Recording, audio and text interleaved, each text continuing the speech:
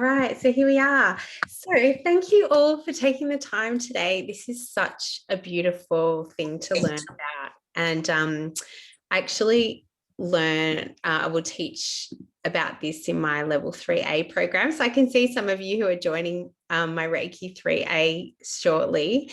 Um, and basically we talk about this ritual and we talk about working with the moon because it is such an important part of who we are. And I didn't really honor or learn about that until maybe just a couple of years ago is when I really, I sort of, felt connected to the moon. I don't know if you guys have felt the same or feel the same, but I always was, fascinated and admire the moon and love learning about it. And I started moon circles. So when I first started Nourished Energy, so I started running moon circles, and they were specifically around the new moon period. And I used to get women to come and we'd all connect, and it was really, really beautiful. And that's kind of what sparked I was like, why am I feeling drawn to do this around the new moon? Like, what is that all about? And I really started to learn a lot more about the moon. And so that was about 4.5 years ago. And as I said, about 2 years ago, I started getting really, really interested in working specifically with the moon, and also what that meant in terms of, my cycle and honoring that part. So what I wanted to, just so you guys are aware, today I'm going to go through, we're going to talk about the moon, the different cycles, and I'm going to also share how that kind of fits in with your own cycle as well as a woman who has their cycle. And this is even if you don't menstruate or are past that as well. So that is absolutely fine. I'm going to talk about that as well, and how you can still connect and how you still are connected. It actually doesn't matter, right? It's about the energy of it. It actually doesn't matter if you're still physically menstruating or not. And then I'm going to talk more about ritual. So we'll get into ritual and how I work with moon cycles and the ritual as well. So let's get into the moon specifically. And I'm going to go through. So basically there are 8 different moon phases. And we talk about the four main ones. Okay. So first we have a new moon, right? Which is what we just had last week. So we're coming out of that new moon phase. So we've got new moon. And then the next big one after that is the first quarter.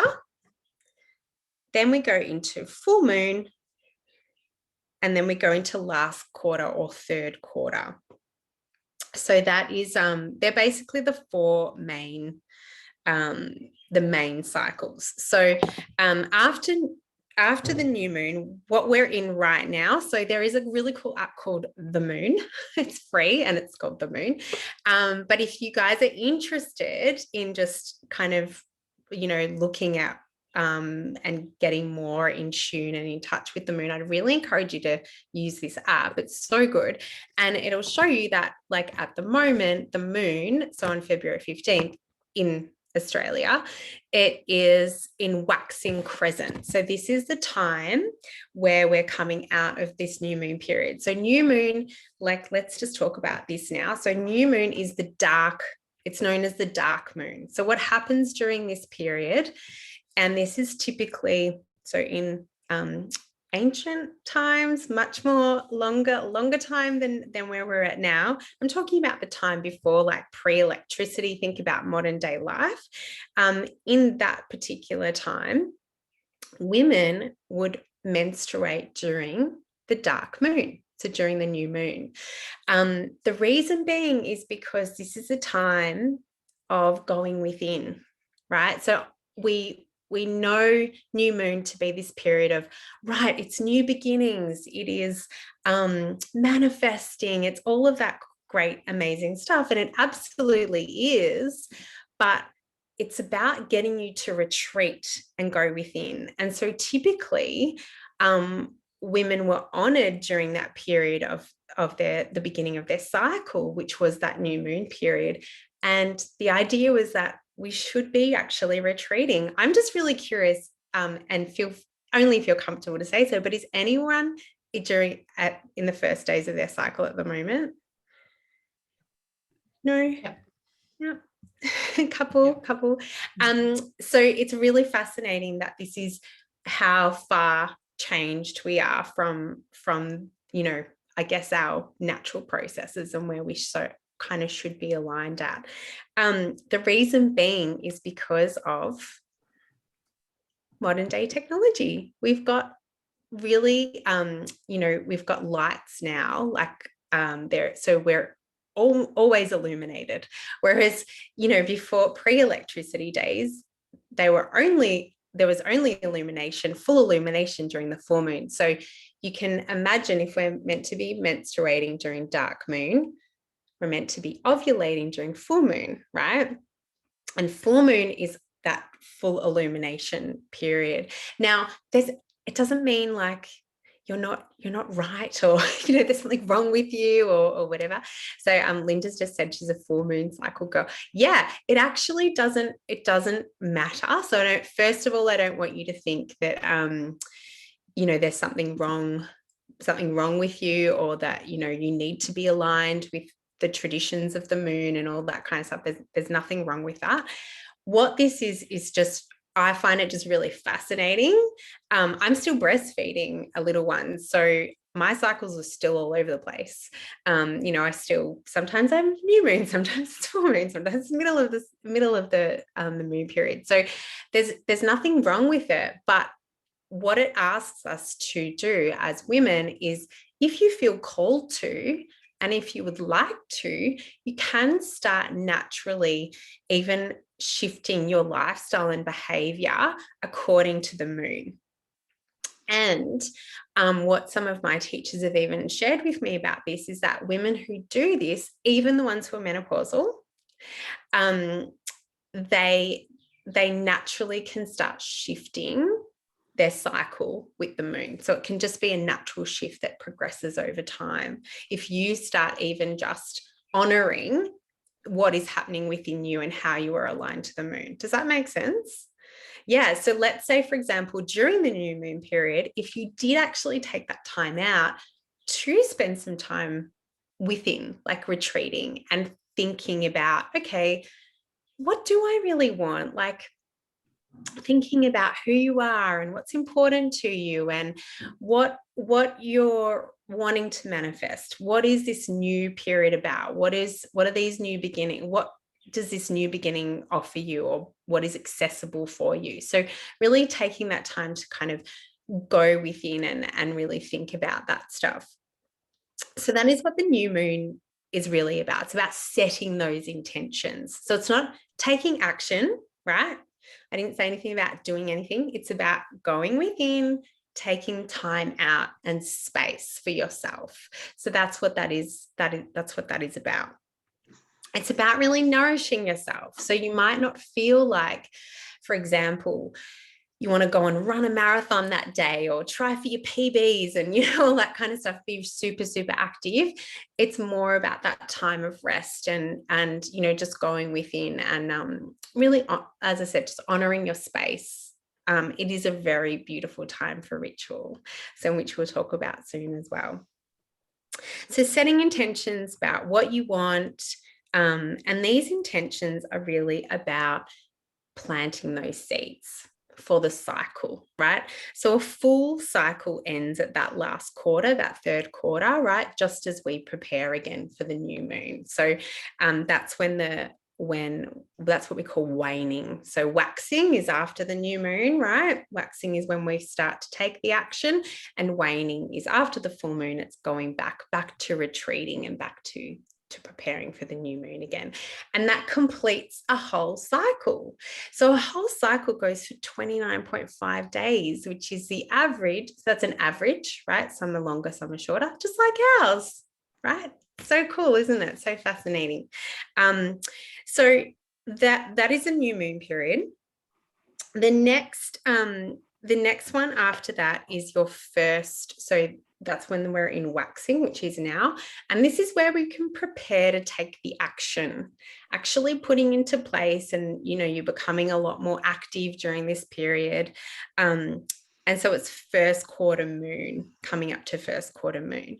So this is now about, you know, that development of all those intentions, and right, okay, now what can I do to make this all happen? And that's about taking that action, really making decisions, things that are going to help you get what it is that you want, basically. So it is a busy time. It feels busy, you know, it's like, yeah, I'm doing all these great things, and you know, it's like you're preparing for that, being creative, you're getting ideas, and you're taking the action, and doing all those things. It's also really important that we stay great, you know, hold that space of gratitude during that period as well. Like, not just be focused so much on doing and doing and doing, but also making sure that we are feeling grateful and blessed for whatever it is that we are trying to work towards as well.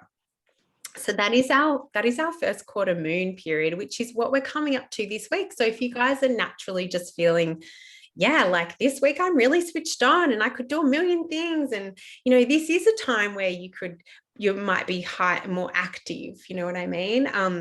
And this is good. Just honor that, yeah, I'm actually feeling really good right now, so this is where I want to do all these things. Maybe you want to see lots of people, catch up with lots of people, do lots of things. Maybe not right now, but if you're in Victoria at least, but certainly you might be feeling like, yeah, this is that period of, yeah, I'd actually feel like I could be really creative and work towards my dreams or my goals or whatever. The next one, so after that period, right, we do start to slow down a little bit at the full moon. Now, full moon, it often gets, it is very much associated with letting go. Like, let's all be honest, every time we think about full moon, we're like, okay, well, this is a time to cleanse our crystals. It's time to let go of things that don't serve us and all that sort of stuff. The reality is that just like the new moon is about setting those intentions, the full moon is like the time where we set intentions for letting go. So it's not necessarily when we do it. The full moon is when she is in full illumination, right? She is out there in all her glory. And the most beautiful thing happens during a full moon. So the moon, which represents our divine feminine, and the sun, which is a representation of divine masculine, are completely opposite one another. So she is there in front of the masculine, right? And she is showing her full self. There is nothing to hide here, and she is accepting and honoring exactly who she is and how she is, flaws and all, right? And so this is a really beautiful time. If we can learn from her, we can learn that we are worthy of honoring who we are, the whole self. So it's about celebrating that. That's really what full moon is. It's that time of celebrating that, yeah, wow, look at all the stuff that I've achieved this cycle so far. I planted those intentions at the new moon. I took that space for myself. And then I've spent the last week or so really taking the action that I needed towards doing, you know, being where I wanted to be. And now, you know, maybe during that time I've uncovered some limiting beliefs or fears and that sort of stuff. Great. I'm going to take that into my full moon. I'm going to honor all of that. I'm not going to shy away because of those things. I'm going to honor it and celebrate who I truly am. And then what I'm going to do is intend to release those during the waning period. Does that make sense? So the full moon is like that, just that couple of days. So every cycle lasts a few days, like 2-3 days or so. So during that full moon period, we have this opportunity to really celebrate who we are and prepare and honor all the things that serve us and don't serve us. But it's not about pushing them down or trying to get rid of them straight away as soon as they pop up. It's about honoring all of that and loving it, loving our whole self. And then making those decisions that, I actually do want to let go of those things that aren't serving me. I've realized what doesn't serve me anymore, and I'm going to let go of that now in this period. So this is a really beautiful time then around that third quarter, the last quarter of the moon, when it's waning, coming back into the new moon. That is the time. So third quarter is really that time to shed and let go. It is really a beautiful time to also rest, because you have done so much throughout the cycle. So you've spent so much time setting intentions, focusing on what you want, honoring who you are. Like, it's big, right? You've been through a lot. So now it's a time to just do that work of letting go, releasing. And then after you've done that, just before the new moon, it's that time to really rest and just rejuvenate, if that makes sense. So that's basically your cycle. And you can see, I'm hoping that some of you, if this is all new to you, that you're getting aha moments about, oh, this is why some weeks I don't feel that, active or creative, and some days there are weeks where, in my cycle where, I do feel like I just want to kind of stay in bed, or I just want to veg out or whatever. And just really knowing that this is normal, because there is that part of who we are, that divine feminine within us. And she is not about, hiding that part of herself, right? She's about honoring that I am feminine, and this is about honoring every part of who I am, every single phase.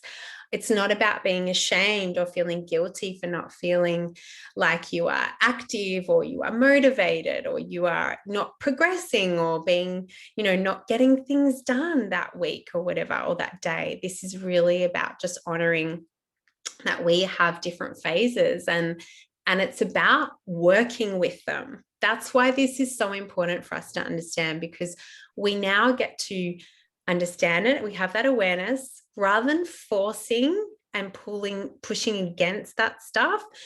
We're actually needing to find a way to work with it.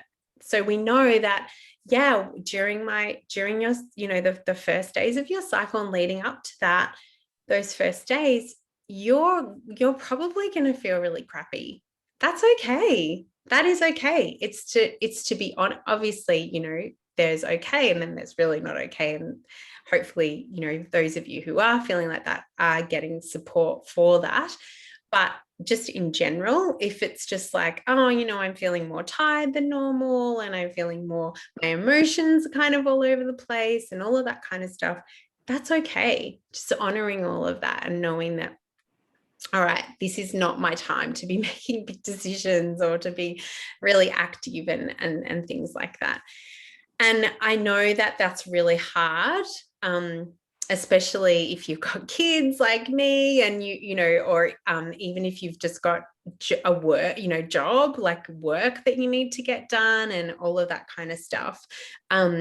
So again, it's about not trying to make this perfect, or trying to get in your head about it has to be this way, and this is it's the full moon, so this is a time where I shouldn't be vegging out, and I shouldn't be resting. Like, I should be actually celebrating, and I should be doing this, and it's not about the shoulds, and it's about getting rid of all of that and just really honoring that, okay, I can do my best, and this is what I can do, and I'm going to work within my boundaries, within my parameters, right?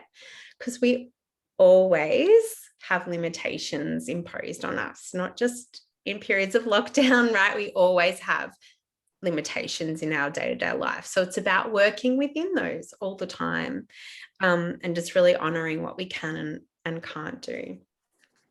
Are there any questions about the phases or the cycle, just in general? Does anyone want to ask anything before we move on to ritual? No? All good? Okay, feel free to put something ask it in the chat as well if you wanted to. Okay, so basically that is your moon cycle, the moon phases. Okay, so once you have this awareness about what you can do with all of that, you have the awareness about all of those phases, you now can start to naturally, you'll start timing when it is that you want to focus on certain things in your life or in your own healing journey. Okay, so just naturally you can see how, for example, if I'm trying to let go of something, I'm not going to do that at the new moon necessarily, right? That's not really the time to focus on that, right? It's much more the time after that full moon period and the full moon period. And that's when energetically the moon is kind of supporting us through that stuff. Same with being really super active. So being really super active, you know, again, that's not really something that you're going to do in your lead up to the new moon period. So Misha's just asked, this might be a silly question, but is there similarities men share with these phases? Yeah, it's so fascinating. I've asked this question as well. And it's not so much. So they much more work on the sun, the sun time, right? So they're much more aligned to the 24-hour period. So similar, they will, like, and I don't know as much about this, but similar, different times of the day for them will have different meaning and different understanding. So, you know, I assume things like, just naturally, like in the morning, like at sunrise, it's a much more kind of active period, and whereas they kind of wane towards the even, like afternoon and evening. Does that make sense? Yeah, so they're definitely more aligned, and you know, the divine masculine, I guess, which is the solar, the sun. If there's any other questions, just pop them in. So naturally, yeah, you can start to see how you could create your own kind of rituals and what you want to focus on as well. So let's talk about rituals now. And the first thing in there is that you need to have an intention. That's the first part of a ritual, right? So having an intention is a really important part of it. And it's not because it's something to set a goal against, or you know, to set you up for success or failure or anything like that. It's much more about giving you focus. Because when we don't have an intention is a commitment, right? Whereas if we don't have that kind of why, that purpose behind doing something, it's much easier for us not to do it. Right. So you have a reason to brush your teeth every morning, right? You know, I want healthy teeth, I don't want cavities, you know, you have all these lists of reasons that you do that, right? And people have different reasons. I know I was just talking to my brother last week about the dentist, and I was saying, oh my God, I hate like getting fillings, and I hate the pain. I can't stand the drill, and you know, I hate that side of it. He goes, oh, I can't stand the money that I have to pay. So we have different reasons for brushing our teeth and taking care of our teeth, right? And so again, your intention, my point about that is that your intention needs to be personal. It has to be yours. And this is why rituals are amazing, to, like, you know, to look up a ritual and to follow them and follow other people's things that they're doing. But the best ritual is something that you create for yourself.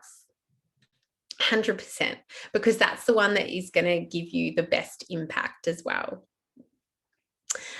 So that's the first thing, is the intention. And now I just talked about brushing teeth. That's actually a ritual. You can turn any of your day-to-day habits, that you might call them habits now, but you can turn anything in your day-to-day into a ritual.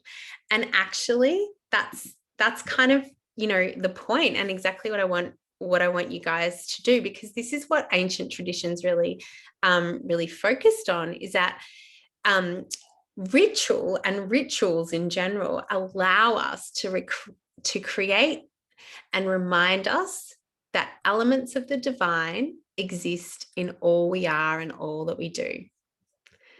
How beautiful is that? I mean, when we think about that, like, this is what it's all about. It's, you know, and this is something that I'm constantly talking to my students about, is that your spiritual practices, your practices in general, the reason that you do them is not for the 20 minutes of bliss you're going to get a day. It's actually so that you're a better version of you the rest of the day, right? The other 23 hours or so. So it's not about doing rituals or having rituals in place just for the moment. It's about having them in place so that you show up better and the effects are better throughout the rest of your day.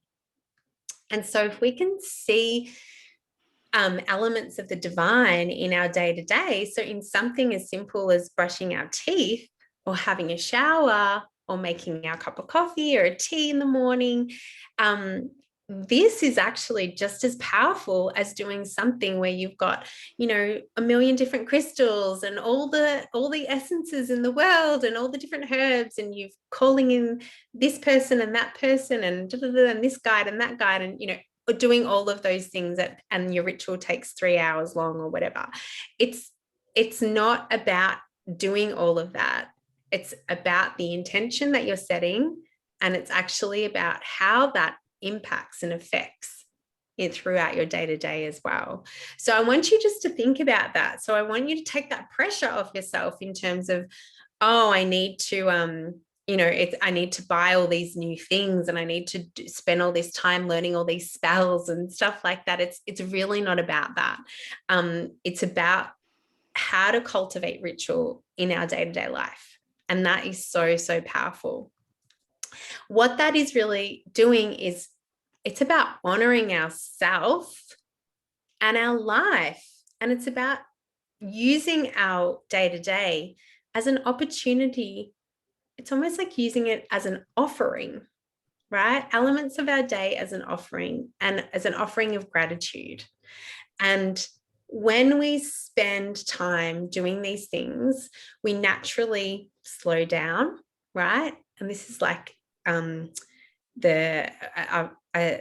study a lot around Japanese culture because I obviously with learning Reiki, and I absolutely love, one of the things that I love with them is that they have this art of self-cultivation, which is ritual, right? It's about using, that's why they have tea ceremonies and they do flower arrangements and things like this. It's about slowing down and mindfully having these practices in place, to honor those elements of the divine that are found in our day-to-day, that are found in a flower, that are found in our tea, in our cup.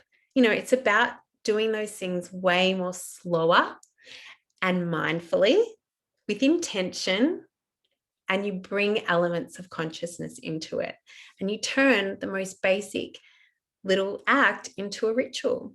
So that's the first thing that I wanted to say about that, is if you have the intention of just turning this into a ritual for gratitude, for self-love, for honoring your space, for honoring who you are in your home, or you know, the beautiful things that you have in your life, you know, all of that stuff, we can really this is just a start. This is a really beautiful start. So it doesn't have to be really complicated. So I talked about the intention. So that is the first thing. The second thing is creating a sacred environment. And the thing that I want you to know about this is it doesn't have to look as crazy as, you know, like a full-on meditation room or a Zen den. You know, you don't have to have everything set up. And but if you can, that's amazing.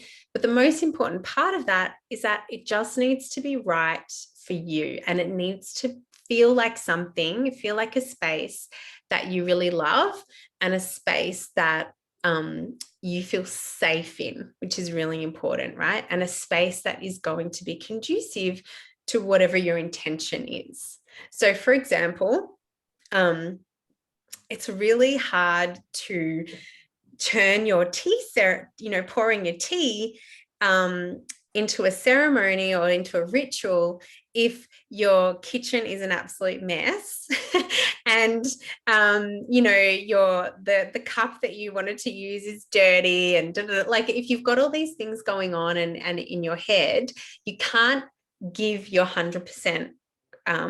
You can't do that or facilitate any kind of ritual 100% mindfully, right? And bringing that intention into it. If everything in the environment that you're trying to do it on is chaotic or whatever. For some of you, you'll be able to do that, no worries. But if you are starting off, it's going to be harder for you to get out of your head and just fully be present with your ritual. So that's really important. Even on Saturday, I don't know how you guys are spending your lockdown time, but on Saturday, I took it as a really beautiful time to clean up my own space where I work. So this space in here and where I do Reiki and crystals and all that sort of stuff. And just cleaning it and doing it was also like a ritual for me, because I was like, oh, this is just, my intention was about, I didn't rush it. I spent little bits of time doing it, and did it on Sunday as well yesterday too. So just really taking my time with it and loving everything that I was doing. It wasn't about, oh, I've got to quickly rush and clean this and I've got to do that. And it was more about, okay, well, I want to place my books really nicely, and I want to dust this crystal, or I want to dust this shelf, and then I'm going to replace all the crystals really mindfully and feel every single one of them. So, it was much more about taking that time and turning my cleaning into a ritual as well, which is easy to do when you're working with crystals. When you're cleaning the dishes or, washing clothes and stuff, it's not as easy to do. But and you certainly wouldn't do that if you're in a rush, right? So I'm not talking about making your daily, like quickly rushing to get out of the house. We've got to quickly clean up, or people are coming over, that quick cleanup as well. This is way more about taking time to honor a space that is beautiful for you or that you love. And I really encourage each and every one of you to create some kind of space in your home, a little altar. So it can be as small as you like. It could be even on a chair, or if you've got a little table or some kind of something somewhere where you can just create a space for you. And it can be your intention for that new moon cycle, for that cycle, right? And setting it up in a way for your ritual where you really love it, because you want to, and it's got to be something that's accessible to you, something that you're going to see. So I wouldn't put it away in a cupboard or anything like that, but it has to be something that you're going to see regularly as well. So when you have a space that is just yours and just for you and your ritual, you're way more likely to come and check it out. And even just being in there or being near it will shift your energy. You'll notice this, right? So it's a really nice little thing to do for yourself. And this can also be your place where you do some of your rituals as well. So just making sure that you're creating some kind of space that is going to be aligned with your intention and the type of rituals that you're going to do.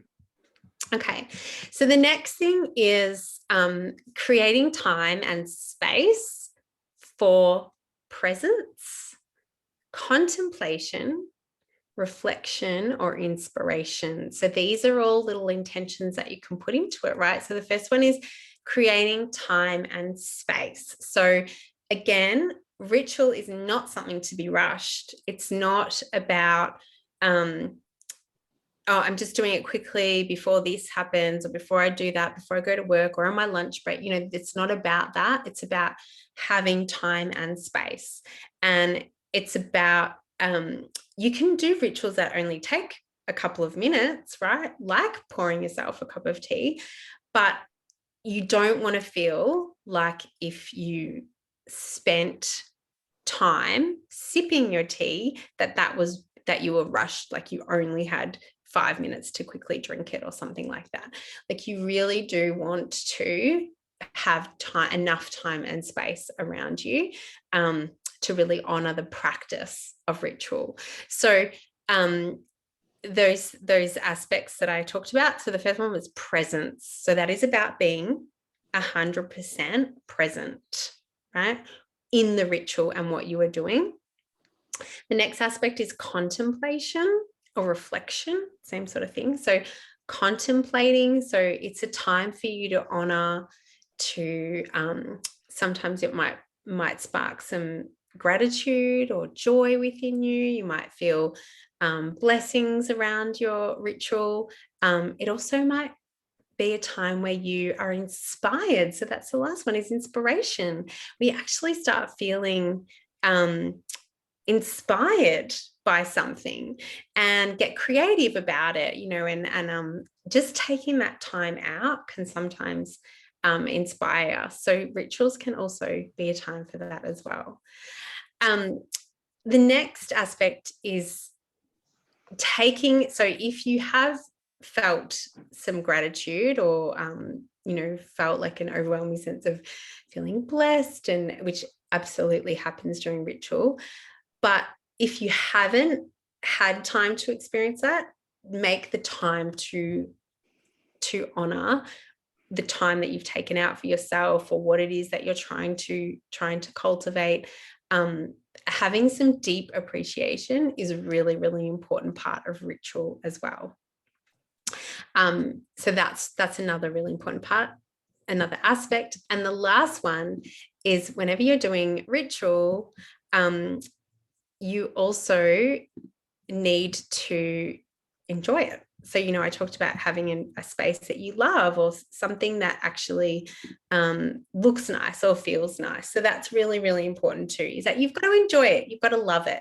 So don't just do a practice because a ritual, because you read it in a book and it was like, this is a ritual on how to call on love, so I better do it. And you're following it and you're like, oh my God, it's lavender and I hate lavender. Like, that is not a reason to do a ritual.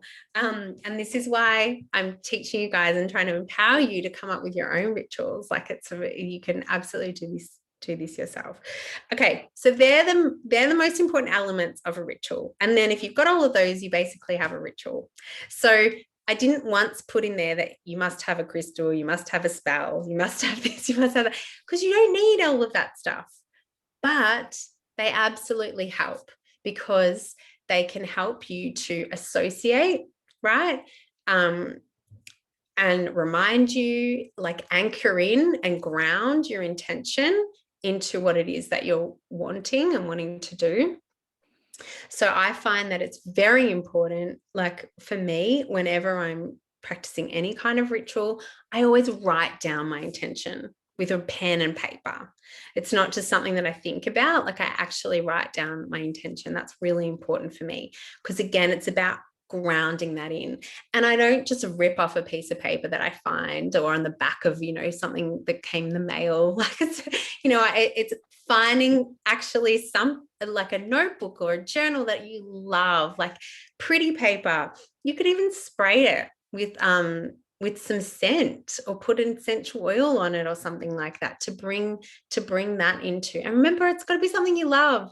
So yes, if you hate the smell of sandalwood, please don't use it. It doesn't matter what the books say, or Google says, or a guide told you. Like, if you don't like it, just don't use it. Same with your crystals. I want you to choose a crystal that suits the intention that you have, something that you feel drawn to and that feels right for you. If you're trying to cultivate abundance and you feel like using black tourmaline, then go for it. Like, even though traditionally tourmaline's way more about protection and grounding and that sort of stuff, it does not matter. Whatever you feel like you need for your particular intention is really important. So just really honoring all of that. And again, it's about really mindfully taking that time. So you can see that even preparing your all of your tools for the ritual becomes part of your ritual, doesn't it? Like choosing the paper, choosing a pen that I love that writes well, you know, those like I don't know about you guys, but I'm such a pen, like I'm a real pen snob, right? So I've got to have a nice pen. Yeah, I love you guys showing me pens.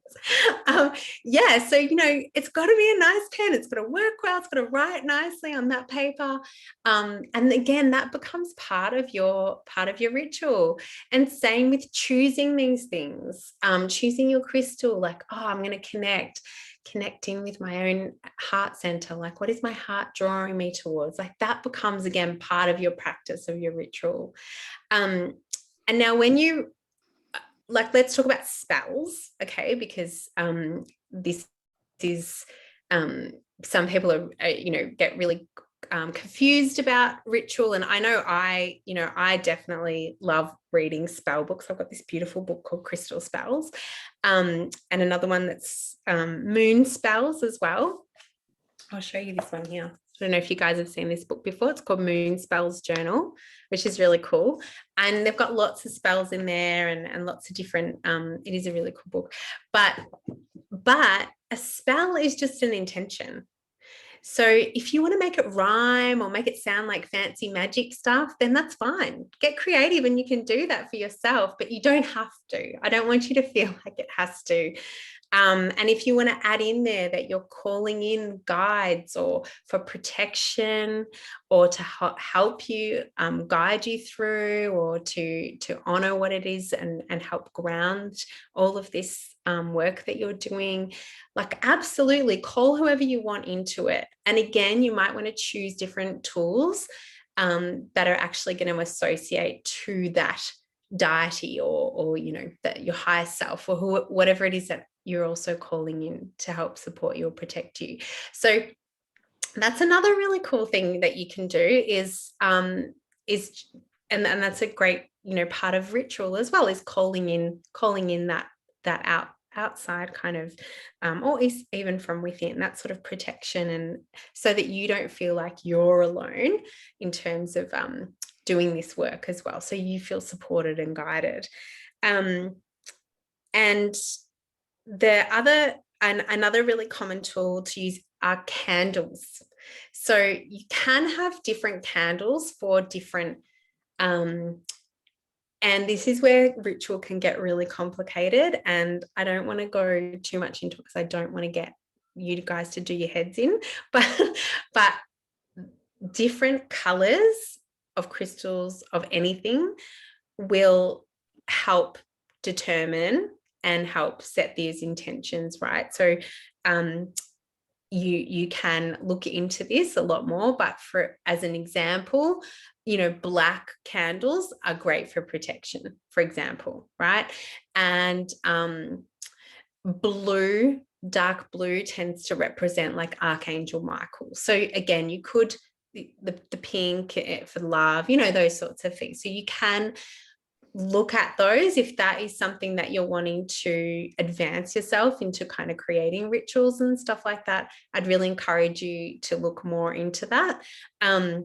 You can also use different material or fabrics. So if you're putting together a ritual, you can actually place everything on a fabric color. So, you know, if you wanted to use white for that hope and purity and all that kind of stuff, as an example, or the black for protection, whatever it is. So you could also bring that element into it. So you're using different material or fabrics. Again, please let it be something that you love. Don't choose a bit of fabric or something that just feels old and you just had it on hand and you don't even like it or whatever. Something that your ex-boyfriend gave you or whatever. Make sure it is something that you love and it is going to be aligned with the intention too. Okay. So they're basically the elements that you can bring in. There's some ideas for different elements that you can bring in. You can also actually bring in the elements. So, you know, the 4 elements. So obviously earth, fire, air, water. So you can have a representation of all of these things on your altar. if you're wanting to bring in all of that energy as well. So that's another option that you can do. All of these things are just options, and you absolutely don't have to do all of this. Your ritual will still work. Promise you. It's just about you, what you feel resonates. And of course, if you want to do all of this stuff, if it, you know, excites you and you love it and you love learning about it, then I'd really encourage you to do so. So you can bring in all of the elements, and you can create a circle with those elements. So have like a representation of those elements, one at each kind of corner, if you like, of your altar. And then it's about choosing something or doing something so that your ritual is, your intention is grounded. So that, you know, we talked about the reason that we do all these practices is not for the practice itself, but it's to ground it and to make things happen, right, in our day-to-day life. So that's the next really important part, is that you can create something. And this is why I mentioned the altar is an idea, to have somewhere, a place set up where you can actually do all of this. The next thing that you can do is also create like a little jar or something like that, or a little bottle where you can get like little glass bottles and things like that so easily. I've seen them like at all those kind of $2 shops, or you can buy them online, and, you know, or a little tub, like a little jar or a tub, anything that kind of feels right for you and whatever you're wanting to use it for. So one of my favorite little ways to create ritual is actually creating little bath salts. So I creating the bath salts myself, and this is what I was going to share with you guys today, is actually the ritual, right? So I choose a little crystal for the bath. So make sure it's suitable for the water, please. So you can use it with the water. So choosing a crystal, and then I'll get some like Epsom salts or magnesium salts, Himalayan salt, so pink salt, like all kinds of different salts, whatever I'm feeling like I want to use in there. Different herbs. So I'll use different herbs. I do like lavender. So I've got lavenders in my garden, so I actually just use them fresh. I just actually break off the lavender and also mix it up in the bowl, and then I just mix everything together. And while I'm mixing it up, I'm setting this intention, like this is, you know, whatever the intention is that I'm wanting to cultivate or, you know, to create. And once I've done that, then I will scoop it into the little jars, and I will have it there so that I can run either hand baths, right, or foot bath, or actually have bath. And even just washing your hands with something that you've created also becomes a ritual. So it's actually about taking that time. So scooping out the bath mix that I've made, scooping that out into warm water in a bowl, and then actually rubbing my hands together in the water, feeling the different salts and the different herbs and things like the crystal, you know, actually doing all of that really mindfully, and just honoring my hands. It's one thing that I love to do because I work with my hands as a practitioner, as a healing practitioner.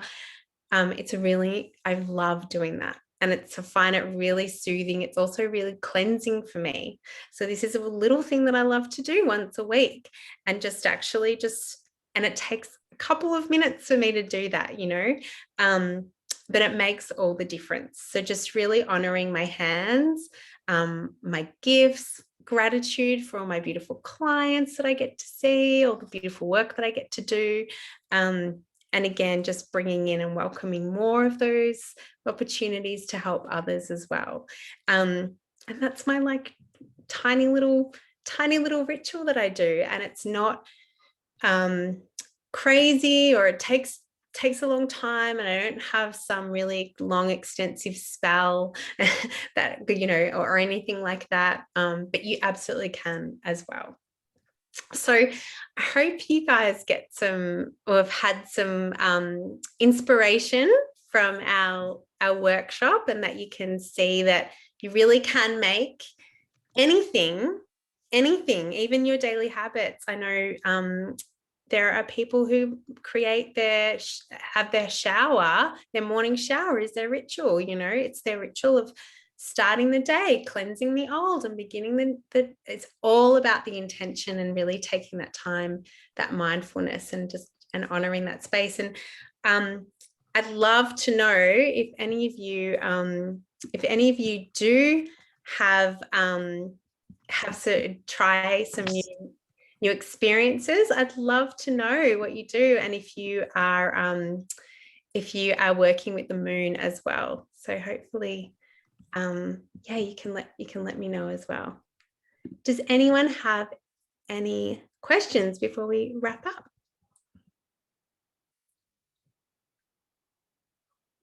No? Oh, good. Cool. Okay, well, thank you so much. Oh, can journaling? Yeah, absolutely. I mean, just setting your intention is a great